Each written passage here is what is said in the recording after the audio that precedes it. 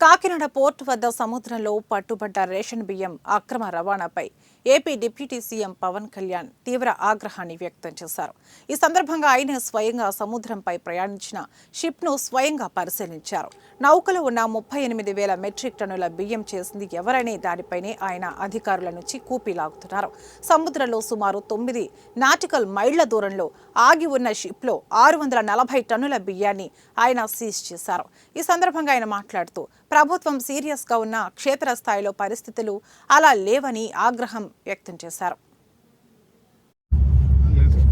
వీళ్ళు రావాలన్నా షోర్కి come through that ఎవరైనా సరే ఎక్కడికి రావాలి మనం ఇప్పుడు ఎక్కడైతే వచ్చామో సార్ అక్కడి నుంచి నేను ప్రాపర్ సూపర్విజన్ లేని కాడికి anything can happen. Today it is rice, tomorrow it can be for national security threat కూడా ఉన్నట్టు కూర్చొని ఏం మాట్లాడడం అక్కడ మీరు ఏమన్నా జరుగుతున్నాయి అన్నా మీరు కూడా కాకుండా ఎట్లా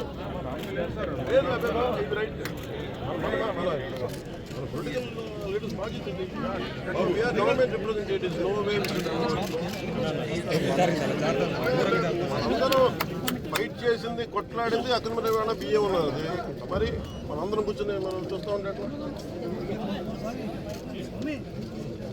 Let's take action on him. I think he's not.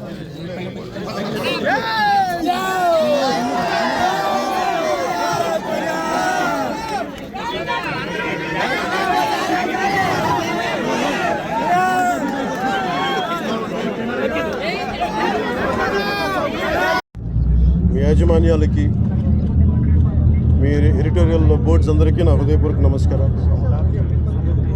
నమస్కారం.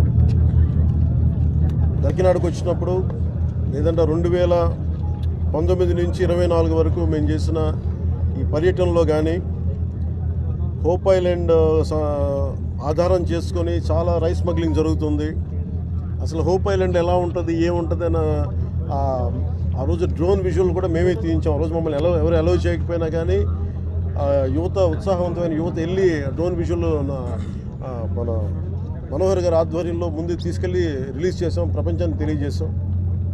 అలాగే ఎన్నికల సమయంలో కొండబాబు గారు కానీ మనోహర్ గారు కానీ మిగతా తూర్పుగోదావరి జిల్లా నాయకులందరం కూడా రాష్ట్ర నాయకులందరూ కూడా ఇది ఒక స్మగ్లింగ్ ఒక హబ్ అయిపోయింది, మేము నిలువరించాలి ఇక్కడి నుంచి. మేము చాలా సందర్భాల్లో నేను మాట్లాడుతున్నప్పుడు ఉదాహరణకి నేను 31,000 మంది ఆడపిల్లలు అదృశ్యం అయిపోయారు, దీని గురించి ఎవరు మాట్లాడలేదంటే ముందు నన్ను చాలా వెటకారం చేశారు, దూషణ చేశారు.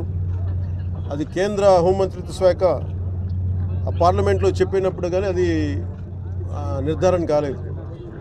అందుకే రీసెర్చ్ చేయకపోతే వచ్చే సమస్యలు. రోజున మేము కూడా